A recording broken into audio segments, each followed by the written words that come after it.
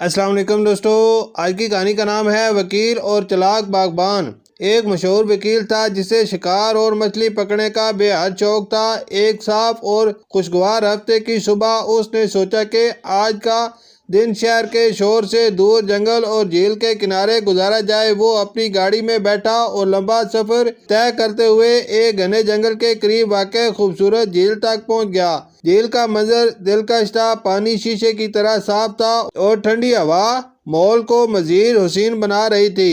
وکیل نے بڑی امید کے ساتھ کانٹا ڈالا، مگر قسمت اس کا ساتھ نہ دے سکی۔ کئی گھنٹے گزر گئے لیکن ایک بھی مچھلی ہاتھ نہ آئی۔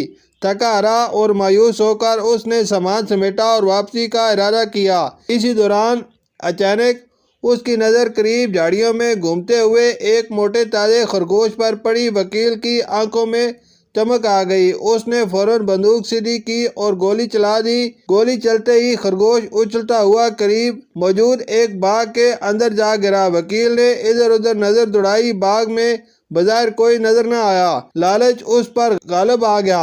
وہ فوراً باڑ پھلانگ کر اندر داخل ہوا، خرگوش اٹھایا اور واپس باہر نکلنے ہی والا تھا کہ اچانک ایک سخت آواز گونجی۔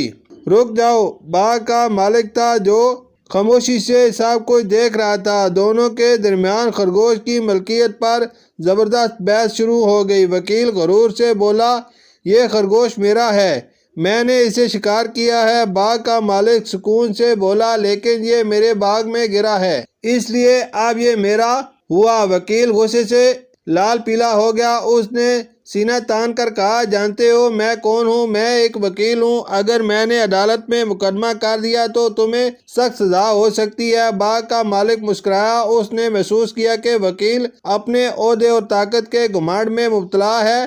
وہ اسے سبق سکھانا چاہتا تھا۔ اس نے کہا، چلو ایک آسان فیصلہ کرتے ہیں، ہم دونوں ایک دوسرے کو 3 لاتیں ماریں گے، پھر باری باری یہی سلسلہ چلتا رہے گا جب تک کوئی ہار نہ مان لے۔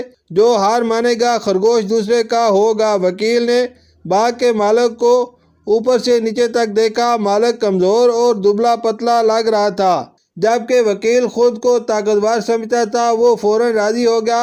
سکہ اچھالا گیا تاکہ فیصلہ ہو کہ پہلی لات کون مارے گا۔ قسمت سے باغ کا مالک جیت گیا۔ وہ آگے بڑھا اور اچانک پوری طاقت سے وکیل کے پیٹ پر لات ماری۔ وکیل درد سے دورہ ہو گیا۔ اس کے بعد دوسری لات اس کی ٹانگوں پر پڑی اور تیسری سیدھی چہرے پر۔ وکیل کراتا ہوا زمین پر گرنے کے قریب پہنچ گیا۔ اس کی آنکھوں کے آگے اندھیرا چھانے لگا۔ وہ بمشکل سنبھلا اور غصے میں مٹھیاں بھیج کر بولا، اب میری باری ہے۔ مگر باغ کا مالک سکون سے مسکرایا اور بولا، میں ہار مانتا ہوں، خرگوش تمہارا ہوا۔ یہ کہہ کر وہ آرام سے وہاں سے چل دیا، جبکہ وکیل دور سے کراتا ہوا خرگوش ہاتھ میں لیے کھڑا رہ گیا۔ کبھی کبھی عقل اور حاضر دماغی طاقت اور غرور پر بھاری پڑ جاتی ہے۔ شکریہ۔